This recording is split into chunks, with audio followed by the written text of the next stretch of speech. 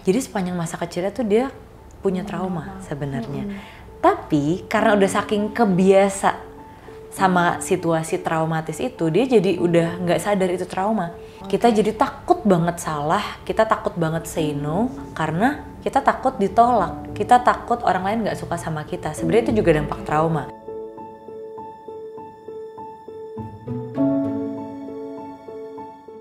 Halo teman-teman semuanya, selamat datang di podcast Angkat Bicara. Kembali lagi bersama aku, Safana Yasmin, yang akan menjadi host pada podcast kali ini.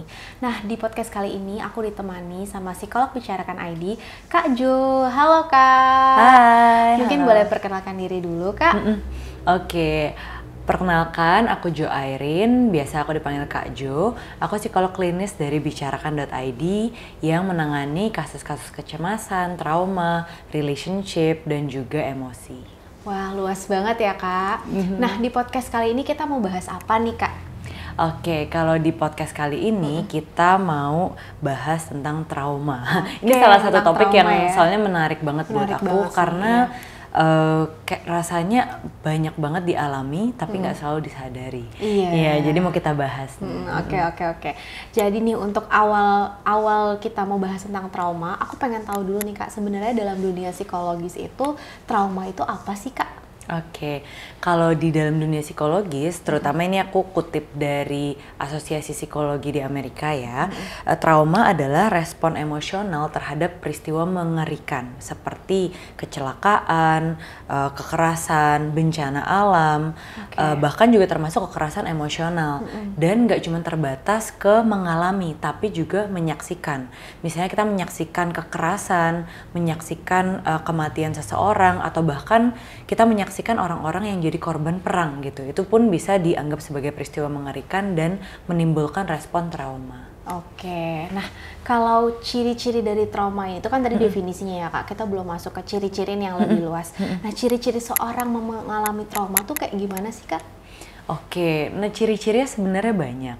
Cuman kalau kita mau ibaratin trauma tuh karena seringkali nggak kelihatan secara fisik, sebenarnya dia itu tuh bisa menimbulkan ciri-ciri orang yang lagi sakit fisik gitu. Hanya yang nggak kelihatan aja, padahal sebenarnya pikirannya, perasaannya tuh lagi sakit. Nah, tapi kita coba bahas ya beberapa ciri-ciri yang mungkin di sini teman-teman juga belum paham atau mungkin nggak sadar walaupun udah mengalami. Nah, pertama, pas setelah kejadian traumatis, biasanya tuh kita shock dan denial. Jadi kayak masih kadang aku baik-baik aja sih, aku fine kok gitu. Karena kan biasa misalnya kita setelah menyaksikan kekerasan atau mungkin kita yang lagi banyak belakangan ini kasus KDRT ya gitu. Mungkin setelah orang itu ditanya pas udah akhirnya diselamatkan nih dari KDRT itu, terus ditanya gimana, ya udah sekarang udah fine, padahal bisa jadi itu masih dalam proses shock dan denial gitu. Masih banyak ciri lanjutannya. Contohnya, reaksi jangka panjangnya itu seperti emosi negatif yang muncul tiba-tiba.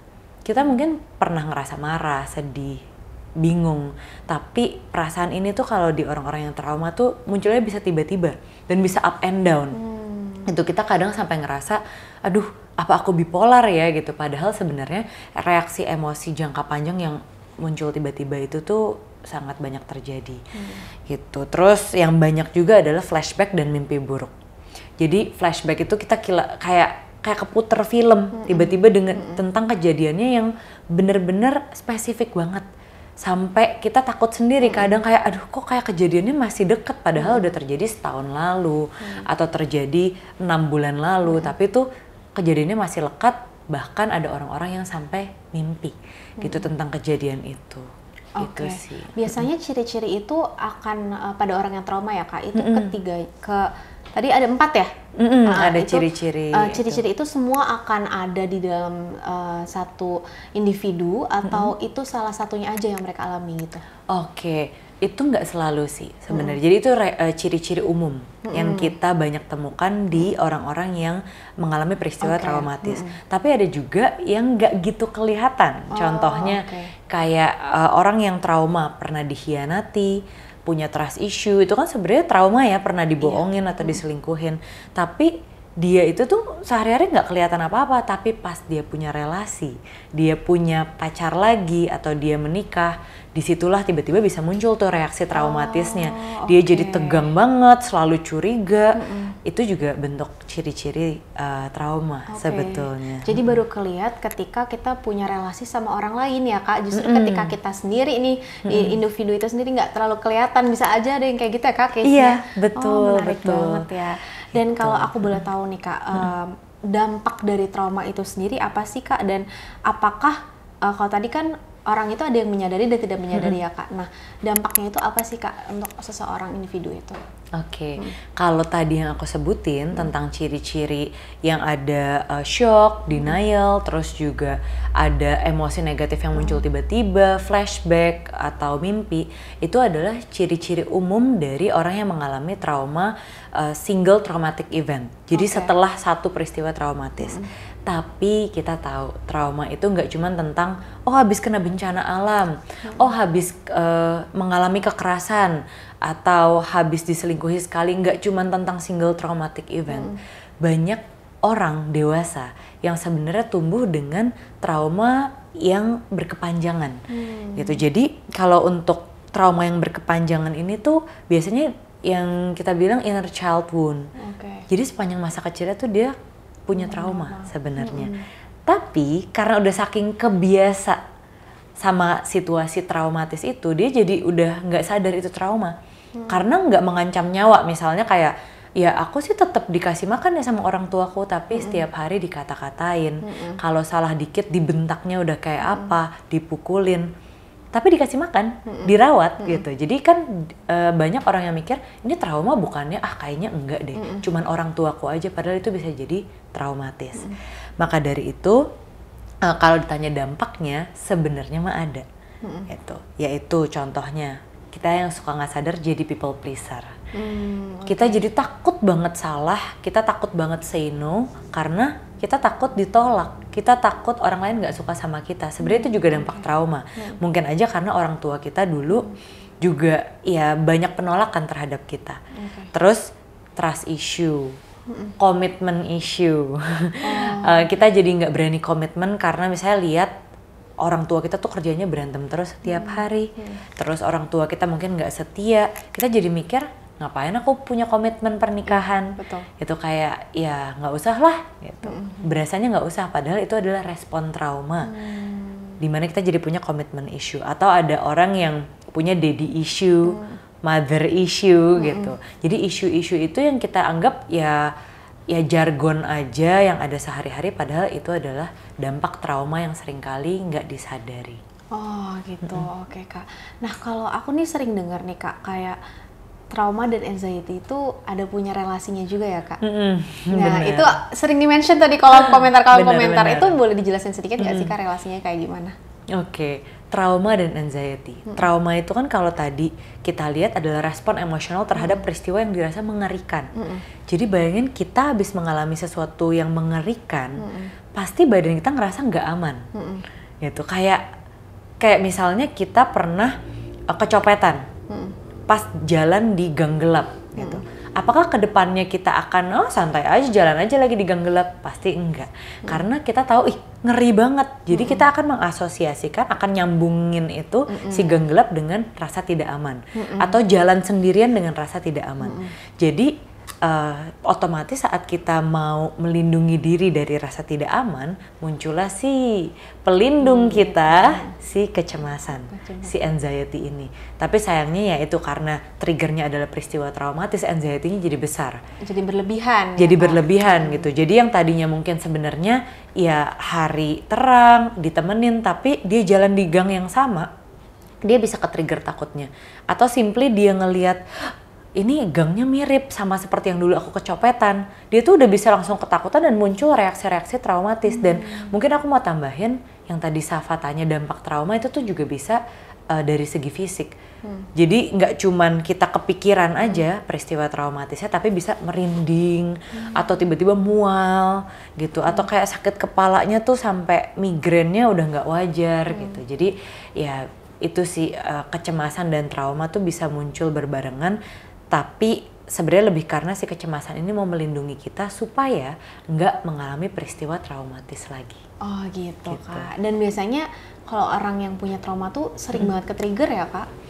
Iya, lebih banyak sih mereka lebih gampang ke-trigger karena sensitivitasnya langsung naik. Iya. Gitu. Kayak tadi sebenarnya mah kita mah orangnya independen, bisa jalan sendiri, tapi suatu saat kita pernah mengalami satu kekerasan atau ya tadi ya ada tindakan kriminal di satu tempat, kita pasti langsung jadi insecure berkepanjangan gitu. Jadi sensitif banget sama orang yang ini apa nih, orang yang kelihatannya mencurigakan, kita langsung naik gitu tingkat sensitivitasnya. Oke, menarik banget ya Kak. Ternyata sejauh itu ya trauma memberikan dampak terhadap sebuah individu. Yes. Nah, kalau aku boleh tahu nih Kak, kita kan tadi aku ngomong ya, di kolom komentar itu banyak yang ngomongin tentang trauma dan anxiety. Aku menarik juga nih Kak, nemu beberapa komen tentang trauma yang mungkin bisa direspon sama Kak Jo di podcast kali ini ya. Oke. Aku bacain sedikit ya Kak. Yeah.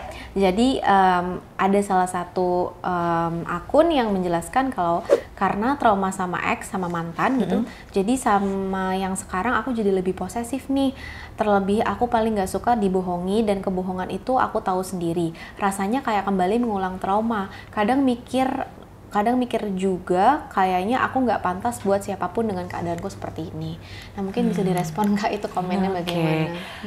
Itu nyakitin banget Nyakitin banget sih, itu dalam banget sih komennya. Itu nyakitin banget dan itu nyatanya sesakit-sakitnya itu, tapi itu memang nyata gitu ya. Itu bukan hanya sesuatu yang kita lihat di drakor aja atau di sinetron aja, tapi itu benar-benar nyata. Dan makanya dia juga cerita ini thank you udah sharing ya gitu, karena ini juga hal-hal yang aku temuin di ruang konseling. Dimana itu trauma di relasi, let's say masa kecilnya fine-fine aja, tapi saat dia punya relasi, dia dibohongin, dia itu bisa jadi seseorang yang dihantui trauma.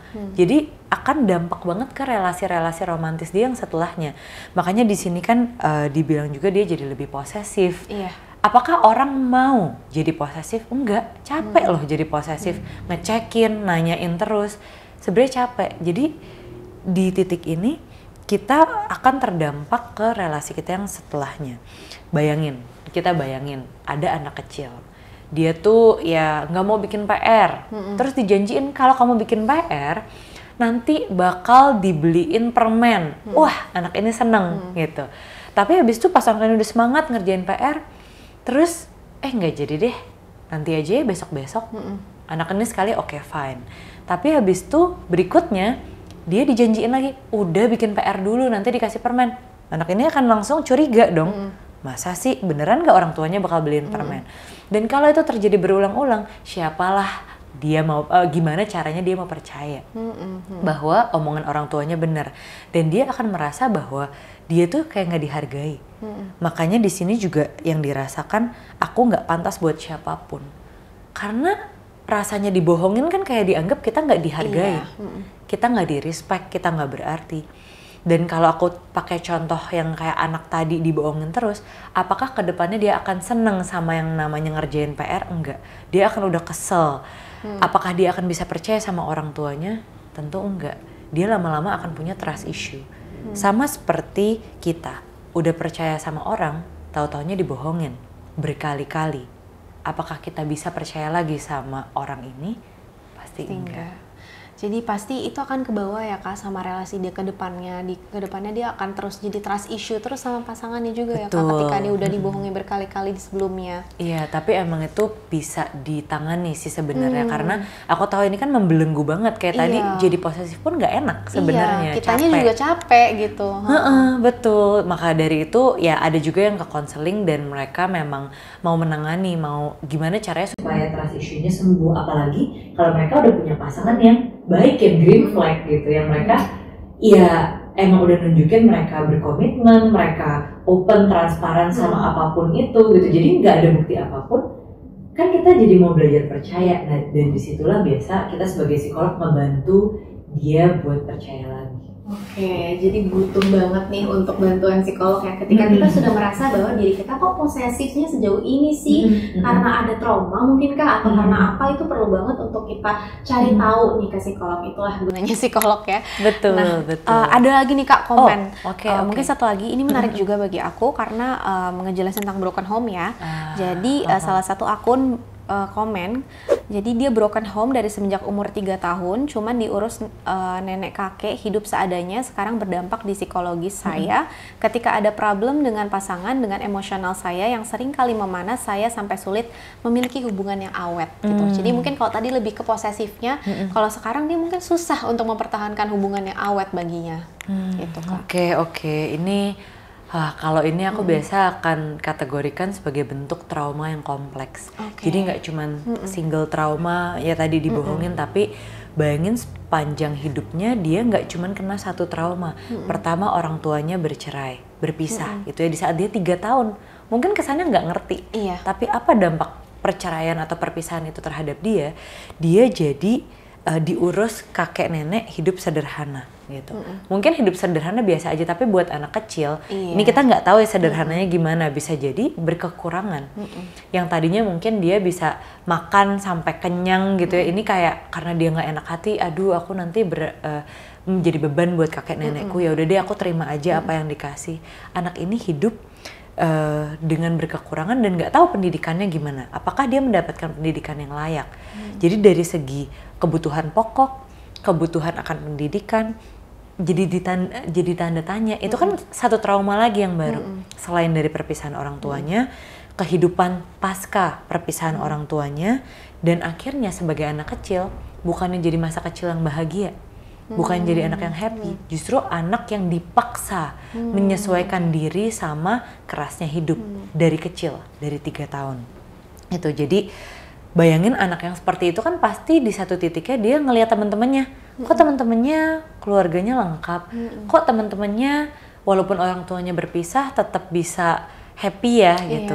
Dia marah, nggak hanya ngiri, biasa anak ini tuh juga marah. Kok aku nggak bisa sih dapat hidup kayak gitu? Tapi mau dia marah banget, mau apa? Dia hanya anak-anak. Itulah bahayanya trauma masa kecil. Dia mengalaminya tapi dia juga nggak berdaya, nggak bisa marah. Dan apa dampaknya? Ternyata di komen salah satu followers bicarakan juga udah bilang ya bahwa dia jadi sering kali memanas sampai ngaruh sulit punya hubungan yang awet. Karena memanasnya itu dari emosinya. Yang selama ini kependam dari kecil, saat dia udah jadi dewasa mungkin dia lebih berdaya, dia punya uang sendiri, dia udah bisa punya hubungan yang ya dia bisa pilih hubungannya sendiri, tapi dia jadi akhirnya numpahin kemarahannya itu. Dan ya masalahnya biasanya tumpahnya ke orang terdekat sih, ke pacar, istri, suami, keluarga gitu sih. Oke, menarik banget ya. Ternyata itu ada benar-benar kita harus ulas balik ke belakang banget ya. Bahkan dari umur 3 tahun itu juga ngaruh ya ke hubungan di misalkan umur dia udah 27, udah 25 itu ternyata ngaruh banget ya. Gitu. Nah, aku mau nanya nih Kak, sebenarnya gimana sih cara kita kalau udah terlanjur kita memiliki trauma nih, gimana cara kita menangani trauma, terutama ketika trauma itu datang karena kita ke-trigger sesuatu saat ini gitu. Oke, kalau tadi dari reaksi trauma, walaupun aku tadi ada sebutin nggak semua orang mengalami ini, tapi ini juga yang banyak dialami orang-orang yang masih sangat dekat dengan traumanya, masih kayak ketempelan banget sama traumanya. Yaitu dia tuh jadi cemas, tadi yang Safa ada bilang tentang anxiety ya. Jadi cepat banget cemas, gugup, gemeter, atau ada yang kita bilang panic attack atau anxiety attack. Pokoknya kayak satu serangan yang tiba-tiba saat ke-trigger. Misalnya kita pernah diselingkuhi gitu ya, habis itu kita kemudian punya pasangan, kita berusaha terima, tapi ada satu kali pacarnya slow response. Itu bisa tuh kena anxiety attack. Gitu. Kita pikir receh, nunggu aja gitu, nggak bisa. Buat seseorang yang kena trauma itu bisa ke-trigger, dan kalau dari hal yang traumatis bisa juga menimbulkan ciri-ciri PTSD atau post traumatic stress. Kadang disorder, kadang ya memang post traumatic stress aja. Tadi jantung berdebar, yang tadi Safa bilang kayak serangan. So, yang bisa kita lakukan adalah kita coba untuk tarik nafas dulu gitu ya, dan tidak bereaksi. Kadang reaksi itu tuh bikin kita kayak pengen ngelakuin sesuatu, tapi kita coba tarik nafas dulu, pergi ke tempat yang aman. kalau kita lagi di keramaian atau beberapa orang ke-trigger sama keramaian, kita ke toilet, ke kamar mandi kan biasa lebih sepi ya. Gitu kita pegangan sama benda yang lebih firm gitu ya, misalnya wastafel, kita pegangan aja, diem aja dulu di situ. Karena seringkali kan kalau lagi deg-degan kita lemes kayak rasanya kayak nggak bisa kendaliin diri. Kita ke tempat yang aman dulu, pegangan atau diem dulu di situ, dan kita coba untuk bernafas. Saat kita udah sedikit lebih tenang, kita coba bernafas. Maka dari itu sebelum kita full bener-bener ke trigger sampai attack, kita bisa banget coba untuk tarik nafas, dan aku mungkin sekalian ngajarin salah satu teknik pernafasan yang aku cukup suka. Walaupun banyak, tapi ini sangat dekat dengan kita. Itu teknik pernafasan 5 jari sama teknik pernafasan kotak gitu. Mungkin aku juga pernah jelasin ini di sebelumnya, tapi ini aku mau ngingetin lagi buat teman-teman yang punya trauma. Kita semoga simpen skill ini gitu. Jadi kalau someday kita ke trigger, jadi kita teknik pernafasannya kita tarik nafas gitu. Kita telusurin jari kita, tarik nafas, pas turun kita buang nafas. Tarik nafas lewat hidung, buang lewat mulut, dan begitu terus sampai di ujung gitu ya. Sampai kita buang nafas, dan kita boleh ulangin ini selama 1 menit. Itu sampai kita benar-benar merasa tenang. Karena nafas itu tuh penting banget buat kita merasa in control. Karena tadi trauma kan bikin kita kayak merasa kayak kita tuh dihantui lagi sama traumanya gitu. Jadi kita butuh punya perasaan bisa mengendalikan perasaan aman. Jadi nafas itu tuh dengan kita bisa mengendalikan nafas, kita bisa punya perasaan in control. Gitu. Kalau tadi yang kotak simple juga, kita tarik nafas 4 hitungan, tahan 4 hitungan, buang 4 hitungan, tahan, tahan dulu terus buang gitu. Jadi 4 hitungan itu. Wah, benar-benar ada tips and trick banget nih, dan boleh disimpan. Boleh disimpan dan mungkin baru kita tahu di podcast kali ini ya Kak, ada tips kayak gitu. Biasanya kan harus ke ruang konseling dulu, tapi kali ini perdana nih kita spill di podcast ya teman-teman. Aku spill, dan aku berharap ya walaupun ini tidak menyelesaikan trauma, ini aku perlu disclaimer, bukan berarti dengan kita nafas, dengan kita menenangkan diri itu jadi trauma kita sembuh, enggak. Tapi ini P3K-nya lah yang bisa kita simpan. Ya nanti sisanya perlu diolah ya mungkin secara berkelanjutan sama konselor atau psikolog. Kak. Nah ngomong-ngomong nih Kak soal itu, sebenarnya trauma itu dalam jangka panjang tuh akan bisa sembuh, bener-bener sembuh nggak sih Kak bagi seorang individu gitu? Misalkan kayak trauma dia udah, menurut dia udah parah banget nih Kak traumanya. Nah itu ada bisa kemungkinan sembuh atau enggak? Biar teman-teman mungkin tahu ya nanti kalau misalkan mau konseling atau gimana, ada motivasinya nih kayak aku bisa sembuh atau kayak gimana prosesnya gitu Kak. Oke. Tentu kita bisa bilang bisa, tapi sembuh nggak berarti melupakan. Gitu. Banyak soalnya yang datang bilang kan pengen melupakan, tapi kita tahu ya maaf, tapi aku nggak bisa bikin kita melupakan, tapi kita justru bisa berdamai sama trauma itu. Jadi itulah yang definisi kita sembuh. Jadi samain dulu definisi sembuhnya. Dan itu memang perlu penanganan jangka panjang melalui terapi. Dan mungkin kalau ditanya terapi apa nih, ada beberapa.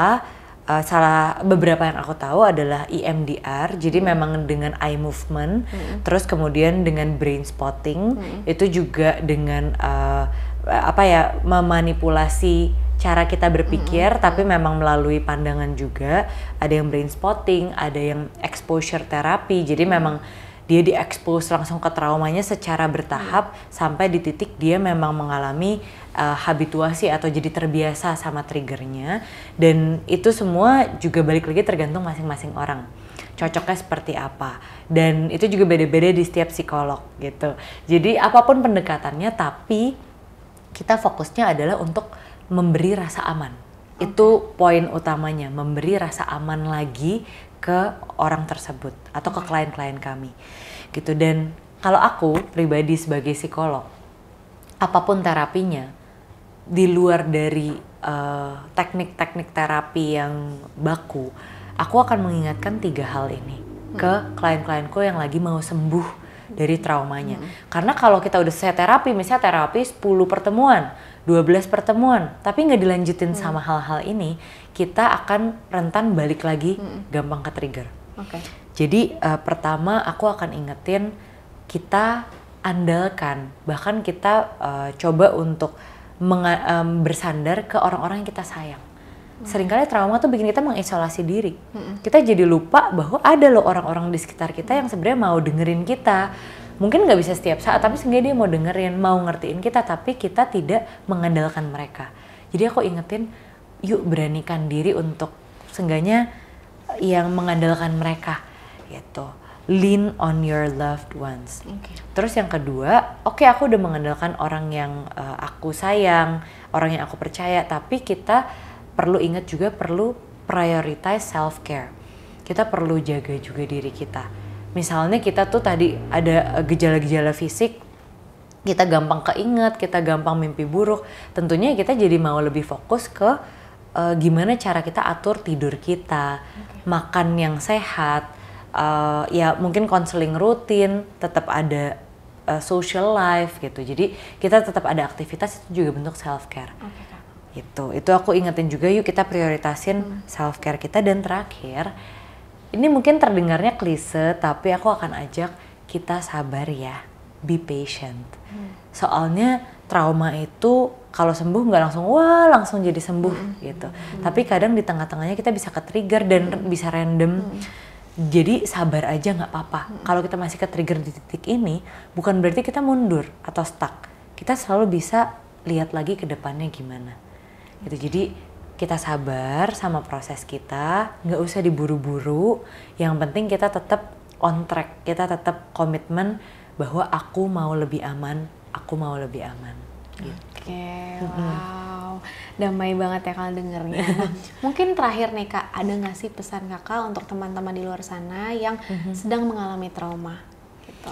Oke, kalau pesan buat teman-teman di luar sana, mungkin aku akan sampaikan dari aku sebagai psikolog ya. Oke, boleh Kak. Oke, aku paham kalau trauma itu bisa bikin kita stuck, bahkan bisa bikin kita terus keinget dan terus terputar peristiwa yang menyeramkan itu, peristiwa yang mengerikan itu. Tapi, walaupun aku nggak bisa bikin kamu lupa sama traumanya, aku sebagai psikolog berjanji untuk berkomitmen menemani kamu sampai kamu bisa ngelihat traumamu dengan cara yang berbeda.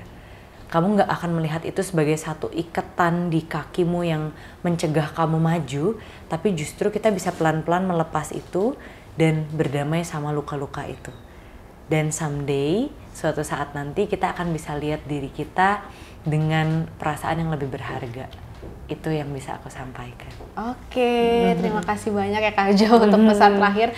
Sebagai penutup nih yang benar-benar damai di hati kita. Nah, mungkin teman-teman bagi yang merasa ada ciri-ciri yang disebutkan tadi tentang trauma atau ada dampak tadi yang terasa di hubungan, kok aku seperti ini ya, seperti itu ya, bisa banget teman-teman semua ngecek nih tentang trauma kalian di ruang konseling ya Kak, bersama psikolog Bicarakan ID, karena kami selalu terbuka untuk teman-teman di luar sana yang mau konseling kepada kami.